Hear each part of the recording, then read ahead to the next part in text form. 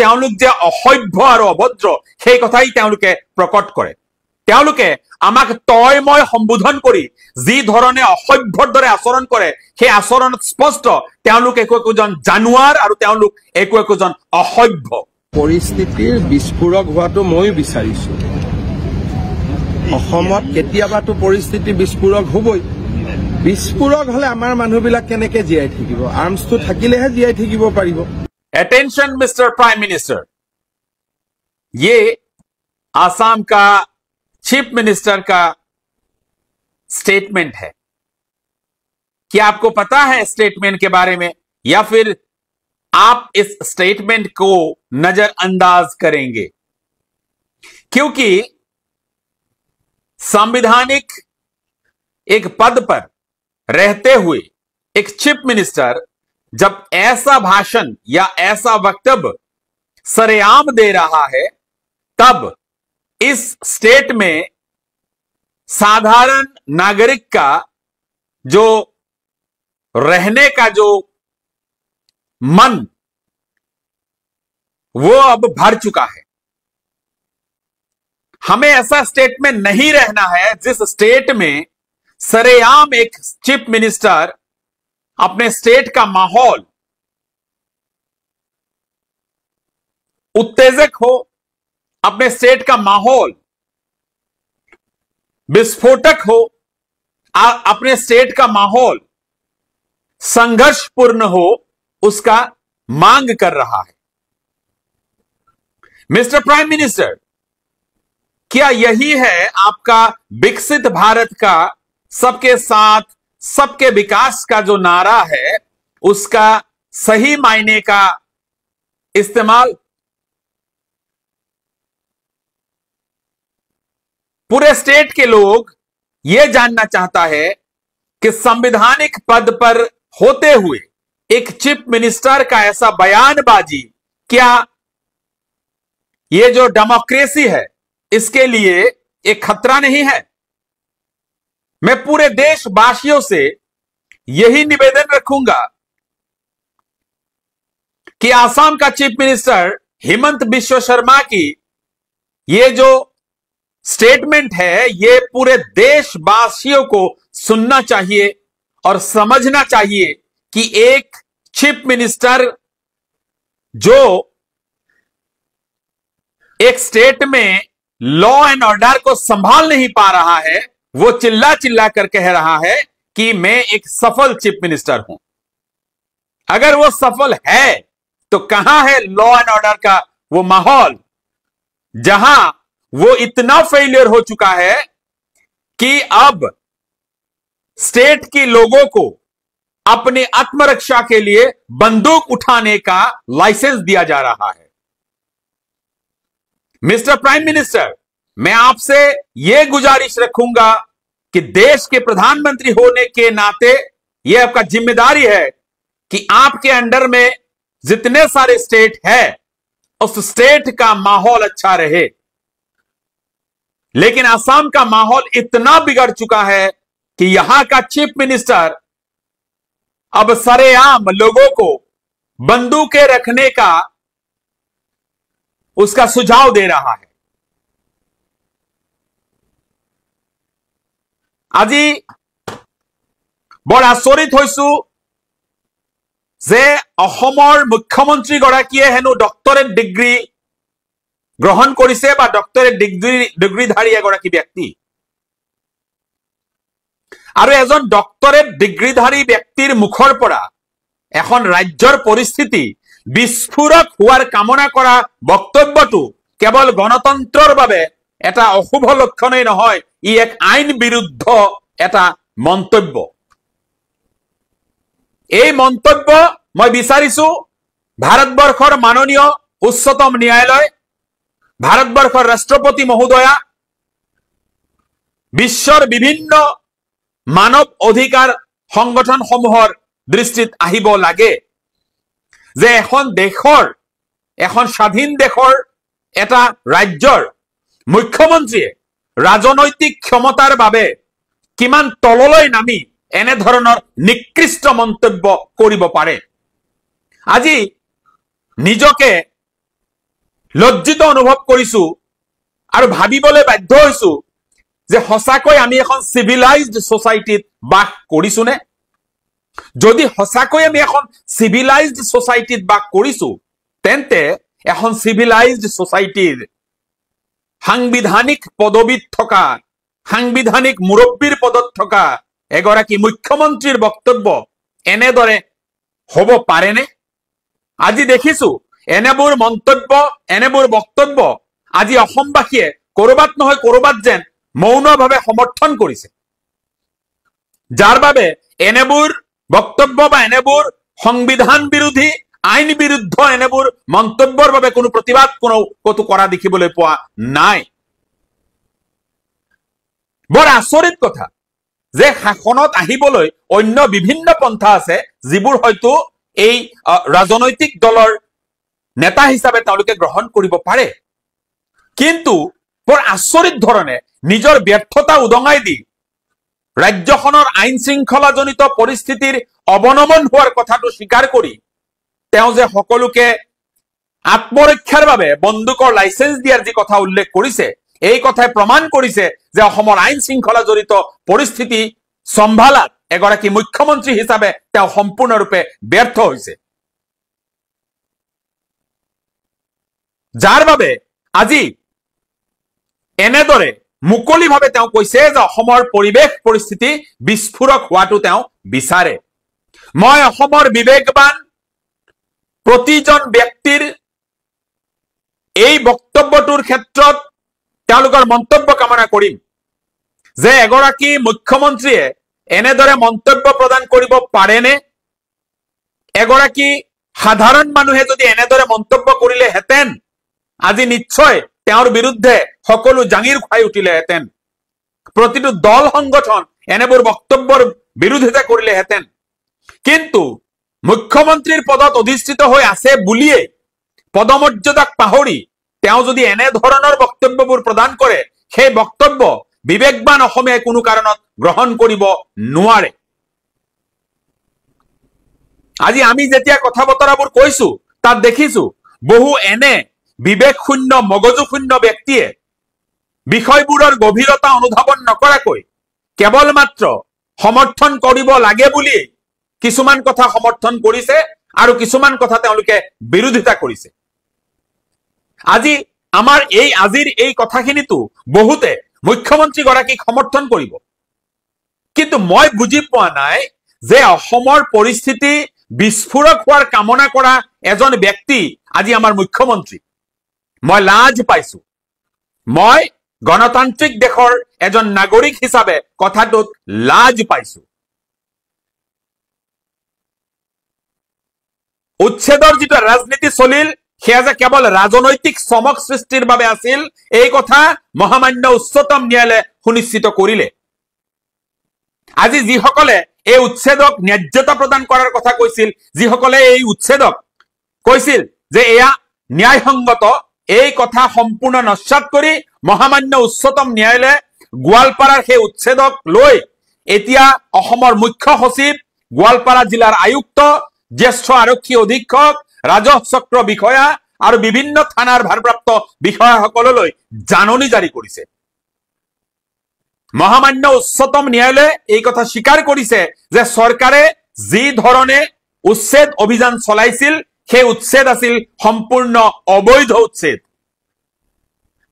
সেই উচ্ছেদৰ প্ৰক্ৰিয়া সম্পূৰ্ণ অবৈধ আছিল, সেয়া বেআইনী আছিল বুলি আজি উচ্চতম ন্যায়ালয়ে স্বীকাৰ কৰি এইসমূহ ব্যক্তিলৈ নোটিছ জাৰি কৰিছে। গতিকে তালফাল লগাই চিঞৰ বাখৰ কৰা এই সংগঠনবোৰ বা যিসকলে এনেদৰে এই গেৰুৱা শিবিৰক সমৰ্থন কৰি চিঞৰ বাখৰ হুলস্থুলবোৰ কৰিছে তেওঁলোকলৈ উচ্চতম ন্যায়ালয়ৰ এটা উচিত শিক্ষা আজি দিছে। এই চেগতেই মই জমিয়ত উলেমা ই হিন্দক ধন্যবাদ জনাইছো, কৃতজ্ঞতা জনাইছো, সমৰ্থন জনাইছো যে তেওঁলোকে এটা অমানৱীয় আৰু এনে বেআইনী কথা উচ্চতম ন্যায়ালয়ৰ দৃষ্টিগোচৰ কৰি উচ্চতম ন্যায়ালয়ত এই উচ্ছেদিত মানুহখিনিৰ বাবে এটা সকাহ প্ৰদানৰ ব্যৱস্থা কৰিছে। এই ক্ষেত্ৰত সমালোচনাৰ সন্মুখীন হ'ব লাগিব আগন্তুক বিধানসভা নিৰ্বাচনৰ সময়ত কংগ্ৰেছ দল। কংগ্ৰেছ দল সাজু হৈ থাকক অসমৰ সংখ্যালঘু মানুহখিনিৰ মাজত যোৱাৰ আগত আপোনালোকে 100 বাৰ ভাবি লওক কাৰণ অসমৰ সংখ্যালঘু মানুহখিনিয়ে আপোনালোকক এশেকা দিবৰ বাবে প্ৰস্তুত হৈ আছে আগন্তুক বিধানসভা নিৰ্বাচনত আপোনালোকক এশেকা দিবৰ বাবে এই মানুহখিনি প্ৰস্তুত হৈ আছে কাৰণ এই উচ্ছেদিত মানুহখিনিৰ বাবে আপোনালোকে কতো এখাৰ মাত মতাটো আমি দেখিবলৈ নাপালো ইনহিউমেন আৰু বাৰবাৰিক এই যে উচ্ছেদ আছিল এই উচ্ছেদক লৈ জমিয়তে যি পদক্ষেপ গ্ৰহণ কৰিছে সেয়া প্ৰশংসনীয় এক পদক্ষেপ নিখন্দেহে সেয়া এক প্ৰশংসনীয় পদক্ষেপ ইয়াত হিন্দু মুছলমানৰ ৰাজনীতিৰ কথা কৈ যিসকলে মন্তব্য কৰিব তেওঁলোকক মই আগতীয়াকৈ গৰিহণা দি থলো মই দেখিছো আমাৰ এই ভিডিঅ'বোৰত বা আমি যেতিয়া কথাবোৰ কওঁ তাতে বিবেক শূন্য কিছুমান অভদ্ৰ মানুহে যিসমূহ মন্তব্য কৰে সেই মন্তব্যৰ জৰিয়তে তেওঁলোকৰ কলুষিতপূৰ্ণ মন মগজু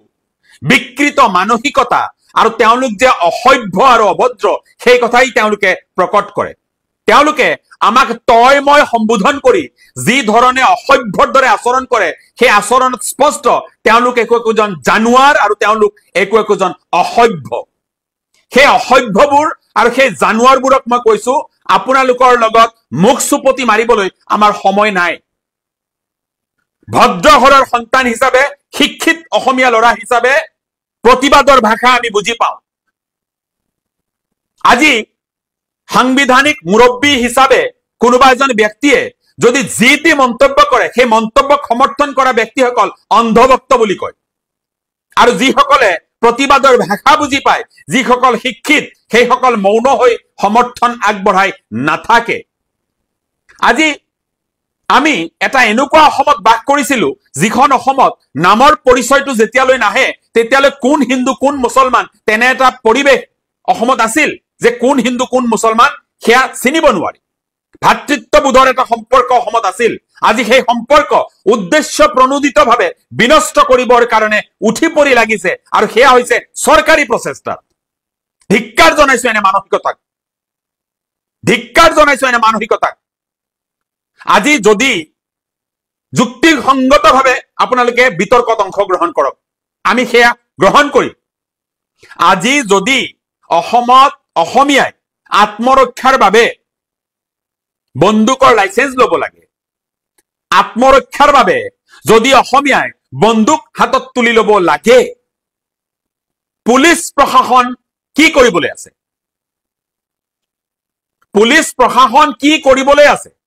পুলিচ প্ৰশাসনৰ দায়িত্বটো জনসাধাৰণৰ নিৰাপত্তা সুনিশ্চিত কৰা তাৰ মানে কৰবাত নহয় কৰবাত এই ল এণ্ড অৰ্ডাৰটো সম্পূৰ্ণৰূপে বিফল হৈছে যাৰ বাবে সাৰেন্ডাৰ কৰি এতিয়া চৰকাৰে কৈছে যে আপোনালোকে নিজৰ আত্মৰক্ষা নিজেই কৰক এই কথাবোৰ এই গোবৰ ভক্তসকলৰ মগজুত নুসুমায় আমি যিমানেই কম এই গোবৰ ভক্তবোৰৰ মগজুত এই কথাবোৰ নুসুমায় মই আকৌ কৈছো কিছুমান অভদ্ৰ কিছুমান অসভ্য এতিয়া কুকুৰৰ দৰে আমাৰ এই ভিডিঅ'ত ভুকিবলৈ আহিব সেইসকলক মই আগতীয়াকৈ গৰিহণা দি থলো যুক্তিসংগত কথাত সমৰ্থন কৰিবলৈ শিকক অসমৰ সন্তান অসমৰ ল'ৰা অসমৰ বেয়া হোৱাটো কামনা নকৰো গতিকে আজি কোনোবাই যদি অসমক বেয়া কৰিবলৈ যত্ন কৰে সেই কথাৰ প্ৰতিবাদ আমি কৰিমেই আজি ডক্টৰেট ডিগ্ৰীধাৰী এজন মুখ্যমন্ত্ৰীৰ মুখত এনে ধৰণৰ কথা বতৰাবোৰ শোভা পায় জানো যে অসমৰ পৰিস্থিতি বিস্ফোৰক হোৱাটো মই বিচাৰিছো অসমীয়াই নিজৰ আত্মৰক্ষা বিস্ফোৰক হলে কেনেদৰে কৰিব লাগিব সেয়াৰ ট্ৰেনিং দিবৰ কাৰণে আমি এতিয়া বন্দুকৰ লাইসেন্স দিছো এয়া কেনে ধৰণৰ যুক্তি তেওঁ যিটো কথা কব সেইটোৱেই তেওঁৰ মতে যুক্তিসংগত হ'ব পাৰে আৰু এছাম অন্ধভক্তৰ বাবে সেয়া যুক্তিসংগত কথা হ'ব পাৰে এছাম স্তাৱকৰ বাবে সেয়া যুক্তিসংগত কথা হ'ব পাৰে কিন্তু কোনোবাই যদি প্ৰতিজন মানুহকে নিজৰ স্তাৱক বুলি ভাবি লয় সেয়া ভুল ভাবিব আজি ইয়াত কোনো হিন্দু মুছলমানৰ আলোচনা হোৱা নাই আজি ইয়াত কোনো হিন্দু মুছলমানৰ আমি বিষয়সমূহ আনিব বিচৰা নাই আমি বিচাৰিছো অসমৰ সামগ্ৰিক উত্তৰণৰ কথা আলোচনা হ'ব লাগে কিয় অসমৰ সামগ্ৰিক উত্তৰণ হিচাপে উত্তৰণৰ কথাবোৰ আলোচনালৈ অনা নহয় কিয় অসমৰ সামগ্ৰিক বিকাশৰ কথালৈ ৰাজনীতি নহয় আজি উচ্ছেদক মান্যতা দিবৰ কাৰণে যি যৎপূৰ্ণস্তি চেষ্টা কৰা হৈছিল, উচ্ছেদ হোৱাৰ এমাহ নহওঁতেই উচ্চতম ন্যায়ালয়ত গৈ পেলাই এই কথা বতৰাবিলাক যে চৰকাৰৰ এটা অবৈধ কথা আছিল, চৰকাৰৰ যে এটা বেআইনী কথা আছিল, চৰকাৰৰ যে এটা বেআইনী পদক্ষেপ আছিল, কিয় উচ্চতম ন্যায়ালয়ে তাৰ বাবে নোটিছ জাৰি কৰিবলগীয়া হ'ল? কিয়? আছে কিবা উত্তৰ আপোনালোকৰ ওচৰত? এই যে পৰিৱেশটো আপোনালোকে বিশৃংখল কৰি, এই যে পৰিৱেশটো কলুষিত কৰি, পৰিৱেশটো উদ্দেশ্য প্ৰণোদিতভাৱে বিস্ফোৰক কৰি আপোনালোকে অসমখনক দ্বিতীয় মণিপুৰ কৰিব বিচাৰিছে নেকি? এয়াতো আপোনালোকৰ উদ্দেশ্য এতিয়া, যে অসমখন যেন দ্বিতীয় মণিপুৰ সদৃশ হৈ যায় আৰু আপোনালোকে ৰাজনৈতিক মুনাফালৈ গাদীত বহিব পাৰে। আপোনালোকৰ উদ্দেশ্য এটাই, যে আপোনালোকে চ্যালেঞ্জ হিচাপে লৈছে, এতিয়া বহুখিনি কৰিছে, আকৌ জিকি অহাৰ পিছত আকৌ কৰিব, মানে মানুহক ইমোশনাল ব্লেকমেইলিং কৰাৰ সৰ্বস্তৰৰ যিটো প্ৰচেষ্টা সেইটো আপোনালোকে কৰি আছে। এতিয়া মানুহক আবেগপ্ৰবণ অসমীয়াক ইমোশনেলি ব্লেকমেইল কৰি আপোনালোকে এতিয়া ৰাজনীতি কৰিছে। মই এই যে বন্দুকৰ লাইসেন্স দিব বিচাৰিছে, এই কথাটোত অসমীয়া মনে মনে থকা মই লাজ পাইছো। মই সুধিব বিচাৰিছো, এই যে নিবনুৱা সমস্যাৰে ভাৰাক্ৰান্ত এখন ৰাজ্যত আমি লক্ষ্য কৰিম, যেতিয়া বন্দুকৰ লাইসেন্স লোৱাৰ পোৰ্টেল মুকলি হ'ব, আমি তাত দেখিম যে এই যে লাইসেন্স লবলৈ হেতা ওপৰা লগাব কিছুমান তথাকথিত চান্দাজীৱী সংগঠনৰ নেতাই। তেওঁলোকৰ মূল উদ্দেশ্য হ'ব লাইসেন্স প্ৰাপ্ত এটা বন্দুক তেওঁলোকৰ হাতত থাকিলে তেওঁলোকৰ চান্দা কালেকশ্যনটো অকণমান সহজ হ'ব। আৰু যিসকল কৰ্মোদ্যমী মানুহ, যিসকল কৰ্মত ব্যস্ত, যিসকল কাম কাজক লৈ ব্যস্ত, যিসকলে নিজৰ ভৱিষ্যত লৈ চিন্তিত, যিসকলে নিজকে সুমানুহ হিচাপে গঢ়িব বিচাৰে, সেইসকলৰ বাবে বন্দুকৰ প্ৰয়োজন নহব। মই অসমৰ প্ৰতিজন মানুহক আহ্বান জনাম, এই যে বন্দুক সংস্কৃতিয়ে অসমত কি এক বিৰূপ প্ৰভাৱ পেলালে, অসমৰ এটা চাম ডেকা শক্তিক নিঃশেষ কৰি দিলে এই বন্দুক সংস্কৃতিয়ে, আৰু সেই একেই বন্দুক সংস্কৃতিত পুনৰুত্থান কৰিব বিচাৰিছে এই চৰকাৰখনে। চৰকাৰৰ মুৰব্বীগৰাকীক আমি প্ৰশ্ন কৰিব বিচাৰিছো, যদি আপোনাৰ ল এণ্ড অৰ্ডাৰ সিচুৱেশ্যন ভালে আছে, তেতিয়াহ'লে আত্মৰক্ষাৰ বাবে বন্দুকৰ প্ৰয়োজন কিয়? এই যুক্তিটো বা এই সাঁথৰটো অকণমান আপুনি ভাঙি দিলে আমি ভাল পাম। এতিয়া টিভিৰ কেমেৰাৰ সন্মুখত আপোনালোকে যি মুখত আহে তাকেই কয়। আপোনালোকৰ উদ্দেশ্য হ'ল কেৱল শাসনৰ গাদীত বহি থাকিব লাগে। আপোনালোক বিবেকবান অসমীয়া যেতিয়ালৈ জাগ্ৰত নহব, অসমৰ বুদ্ধিদীপ্ত বুদ্ধিজীৱী সমাজ যেতিয়ালৈ জাগ্ৰত নহব, এই কথা বতৰাবোৰৰ যুক্তিসংগত আলোচনা যেতিয়ালৈ নহব, তেতিয়ালৈ অসমত এনেধৰণৰ পৰিৱেশ চলি থাকিব।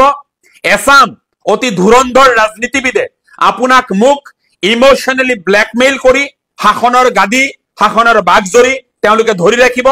আৰু অসমৰ সামগ্ৰিক পৰিৱেশ যিটো থাকিব, সামগ্ৰিক উত্তৰণ যিটো ঘটিব লাগে, সেই উত্তৰণ ঘটাৰ ক্ষেত্ৰত তেওঁলোকৰ ভূমিকা হ'ব শূন্য। তেওঁলোকে বিচাৰিব অসমত ভাতৃঘাতী সংঘৰ্ষ হওক, তেওঁলোকে বিচাৰিব অসমত সাম্প্ৰদায়িক সংঘৰ্ষ হওক, আৰু সেই সংঘৰ্ষৰ সূত্ৰপাত কৰি তেওঁলোকে শাসনৰ গাদীত বহি থকাটোৱে হৈছে তেওঁলোকৰ একমাত্ৰ উদ্দেশ্য। কথাবোৰ জুকিয়াই চাব। অযুক্তিকৰ কথাত আমি মূৰ ঘমাবলৈ নাযাওঁ। যুক্তিসংগত কথাবোৰত আমি বিতৰ্কিত এটা পৰিৱেশ সৃষ্টি কৰিবৰ বাবে নহয়, অসমৰ বুদ্ধিজীৱী সমাজৰ দৃষ্টি আকৰ্ষণ কৰিবৰ বাবে, অসমৰ প্ৰতিজন নাগৰিকৰ দৃষ্টি আকৰ্ষণ কৰিবৰ বাবে বিষয়সমূহ আপোনালোকৰ ওচৰত উপস্থাপন কৰিবলৈ যত্ন আৰু প্ৰয়াস কৰি আহিছো, কৰি থাকিম। আপোনালোকৰ সহযোগিতা কামনা কৰিম।